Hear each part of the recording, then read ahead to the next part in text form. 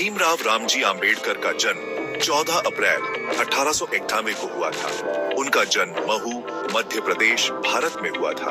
उनका परिवार महार जाति का था। उस समय भारतीय समाज में इस जाति को अछूत माना जाता था।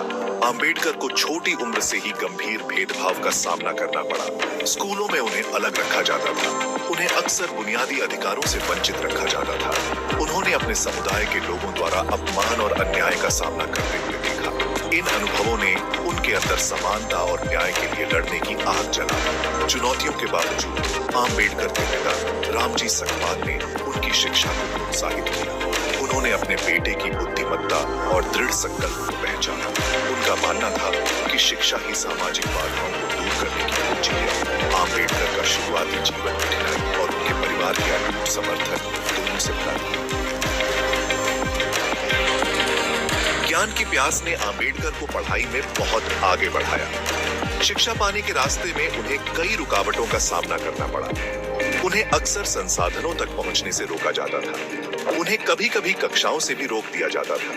फिर भी उन्होंने उल्लेखनीय लचीलेपन के साथ दृढ़ता से काम किया। उन्होंने बॉम्बे के एल्फिंस्टन कॉलेज से, जो अब मुंबई है, ग्रेजुएशन किया। आगे की पढ़ाई के लिए वे विदेश गए। उन्होंने न्यूयॉर्क की कोलंबिया यूनिवर्सिटी और लंदन स्कूल ऑफ इकोनॉमिक्स से डिग्रियां हासिल की। उनकी शिक्षा ने उनके क्षितिज को विस्तृत किया।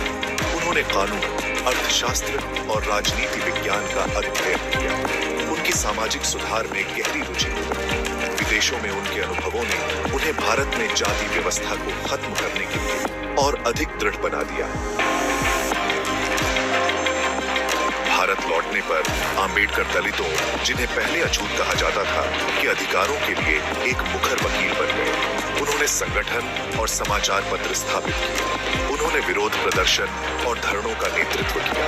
उन्होंने भेदभावपूर्ण कानूनों और सामाजिक मानदंडों को चुनौती दी। आंबेडकर शिक्षा की शक्ति में उत्पीड़ित समुदायों को मुक्त करने में विश्वास रखते थे।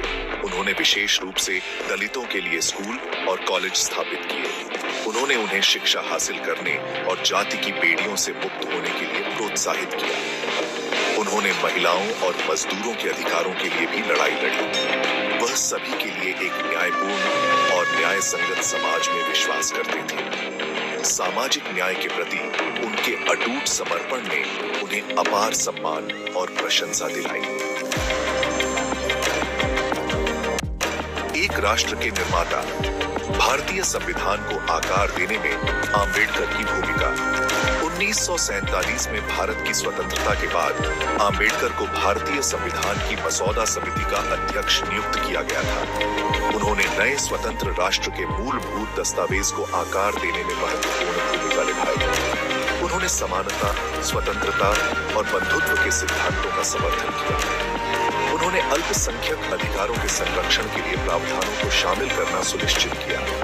उन्होंने संविधान में सामाजिक न्याय और लोकतंत्र के मूल्यों को स्थापित किया। संविधान में उनके योगदान ने उन्हें भारतीय संविधान के जनक की उपाधि दिलाई। जातिगत भेदभाव से मुक्त भारत का उनका दृष्टिकोण संविधान के सिद्धांतों और मूल्यों में परिलक्षित होता है।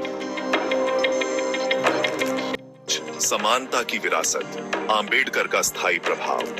डॉ.बी.आर. आंबेडकर का जीवन और कार्य दुनिया भर के लाखों लोगों को प्रेरित करता रहता है। उन्हें सामाजिक न्याय के एक योद्धा, एक कानूनी दिग्गज और एक दूरदर्शी नेता के रूप में याद किया जाता है। उनके लेखन और भाषणों का अध्ययन विद्वानों और कार्यकर्ताओं द्वारा समान रूप से किया जाता है। उनकी विरासत अनगिनत व्यक्तियों और संगठनों के माध्यम से जीवित है।